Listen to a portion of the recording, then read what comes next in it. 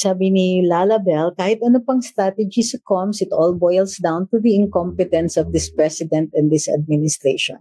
Actually, alam nyo, hindi sa akin, it's of course given yung incompetence. Pero kasi wala silang good faith.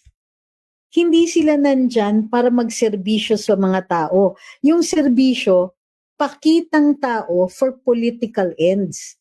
Hindi sila nandyan na nakaupo because they want to serve the people. Nakaupo sila dahil gusto nilang tumagal. Kaya yung gusto nilang, yung kanilang mga actions are, ang aim niya is political pogi points.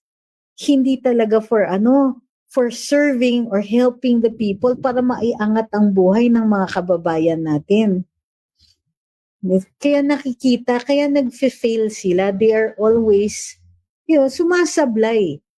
At hindi naniniwala. Meron pa bang naniniwala na, one, hindi aabot yan kay Pangulo? Two, na talagang nag-iimbestiga sila o gine-gatekeep, pinoprotektahan nila yung mga kakampi nila